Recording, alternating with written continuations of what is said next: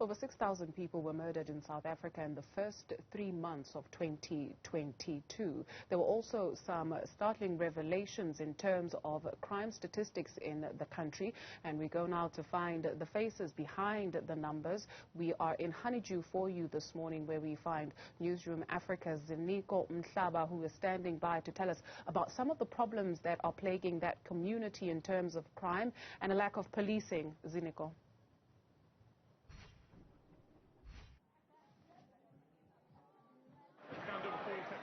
That's right, Duduzile. We are still here in Honeydew, but now we've walked inside the actual informal settlements, where you find a lot of struggles, where people are struggling to get access to emergency vehicles. Well, if you do call an emergency vehicle or an SAPS vehicle, they will struggle to get to where I am.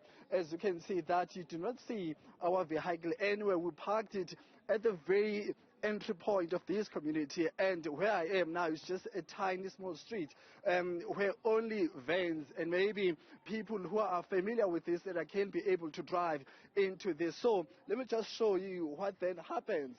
If a police officer is parked where we parked, they'll have to walk down the street and come to where I am and try to use this small passage that I'm currently walking on.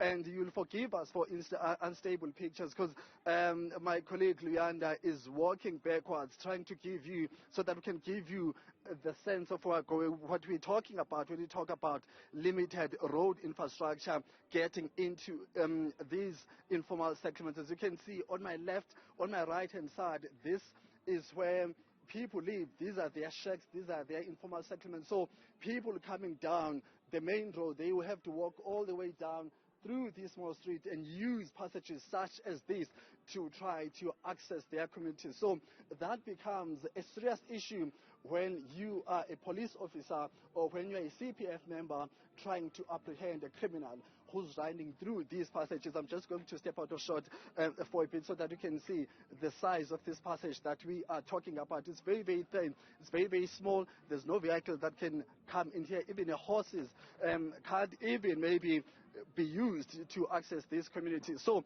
I'm going to bring in an SAPS representative here in Honeydew, who's going to give you a sense of how do they do it then, if there's very little space for them to run, to use when they try to access these communities. And I'm not just talking about police, I'm talking about CPF members, I'm talking about emergency medical services.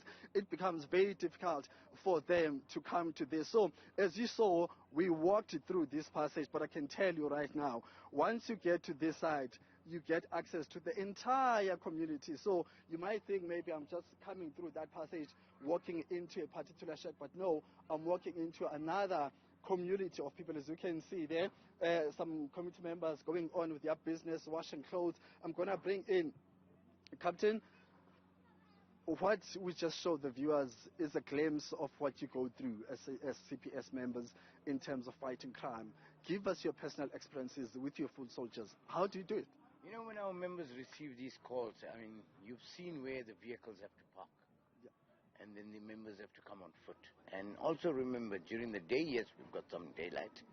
But if it's night, this place is pitch dark. You cannot even see your palm in front of you. And here we have our members chasing suspects.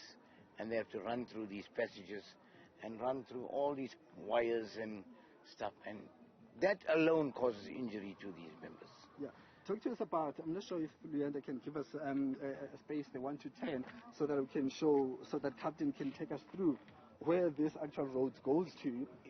I know that when I tried just getting a glimpse of what's happening here, you walk inside here, and then there's some holes by those buildings there.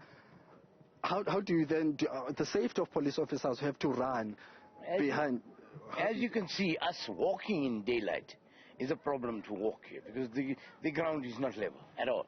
There's no tarring, there's no footpath. It's just where you're going to walk in the open during the day. Now you've got to put yourself through a situation where you have to walk through, run through this at night. Here we have, for example, a colleague that's running with me, and here we have a dangerous point here where you could fall in, and then all of a sudden, if the colleague is running with you and chasing a suspect, it just disappears. I mean, this is Into a hole. This is a hole. It's not closed. There's no signage at all to say you might fall here. But when it comes to the resources now, one would say, well, maybe police management are sitting at the offices, but people on the ground are struggling. We spoke to CPF earlier on. They spoke about the lack of road infrastructure that gives people, yourselves, and emergency services access. When it comes to resources, how much resources do you have? Do you have plans to actually work around the circumstances that you just explained now? What we have is, like, for example, we have the ambulance services that need to come and provide a service to our community. They normally come to the police station, and then the injured community member is brought to the police station or to the nearest garage. Even the ambulance services cannot get access into the area. Then you also got to look at, beside the road infrastructure, there's no lights. It's pitch dark. So how do we get in to service our community the way we want to serve our community? Captain, thank you very much for your time.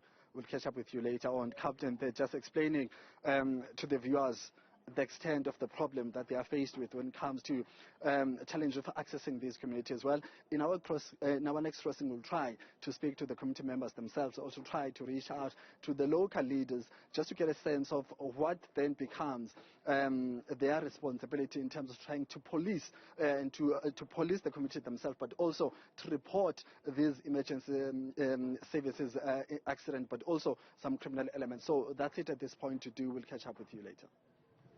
Ziniko Mhlaba with the reality on the ground. Thank you very much for that update.